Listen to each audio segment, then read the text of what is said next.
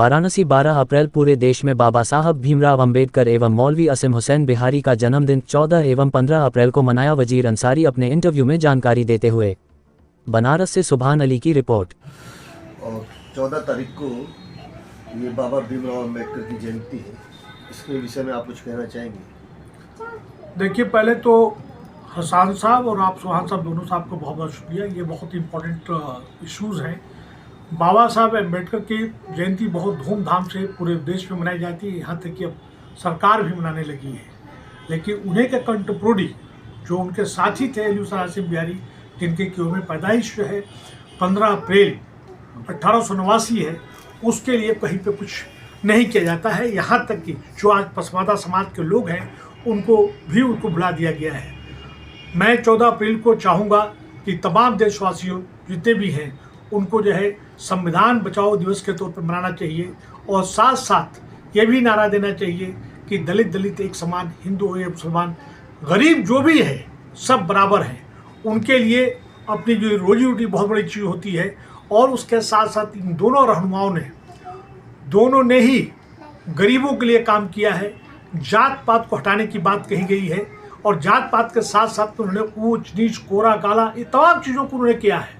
और डॉक्टर भीमराव अंबेडकर ने जिस तरह कहा कि उच्च शिक्षा ग्रहण करो, उसी तरह से अलीउसन आसिम बिहारी साहब ने भी कहा कि आला से आला तालीम ग्रहण करो, और फिर उसके बाद जो है संगठित होने के साथ साथ अपने दायित्व को निभाते हुए अपने हक के लिए, हकूक़ के लिए, आईनी हकूक़, अपने कॉन्स्टिट्यूशन जो राइट्स हैं उसके लिए आप लोगों को मिलजुल के एकजुटता के साथ में संघर्ष करना चाहिए, जो नहीं है।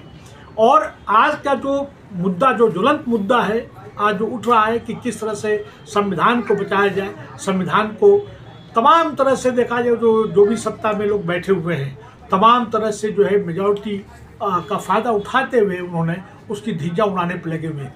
अभी पिछले 10 साल में जितने भी एक्ट्स आए हैं देखा जाए तो उसमें कहीं न कहीं SC ST दलित OBC के साथ में उनको खिलाड़ किया गया है।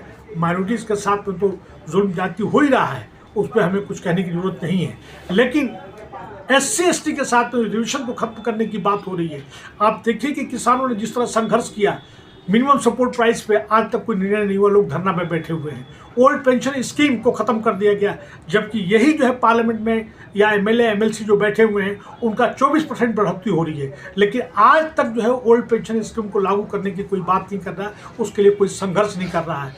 आज जो है देखा जाए तो EVM जो है सबसे बड़ा भारत के डेमोक्रेसी के लिए खतरा है। EVM से चुनाव नहीं होने चाहिए। उसी तरह से तमाम ऑलमोस्ट सभी पार्टियों ने जो है कास्ट सेंसस की बात कही है, जनजाति जनगणना की बात कही है। तो इन दोनों मौक़ों पे दोनों को साथ मिला जुला के बात करनी चाहिए। मिलाने जुलाने के साथ साथ में ये तमाम ज्वलंत मुद्दे जो हैं उनको उठाना चाहिए।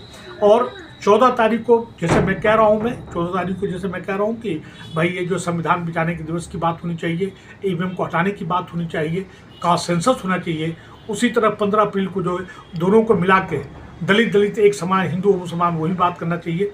पसमादा जो तबका है, आज माननीय प्रधानमंत्री जी ने आज से 2.5 साल 3 साल पहले हैदराबाद में कहा था इनके साथ बहुत जुल्म जाती हो रहा है। मैं आपके माध्यम से MNT न्यूज़ के माध्यम से कहना चाहता हूं कि अब अगले चुनाव जो है बिहार में वो हो रहा है, उनकी आबादी के हिसाब से उनका रिप्रेजेंटेशन दीजिए।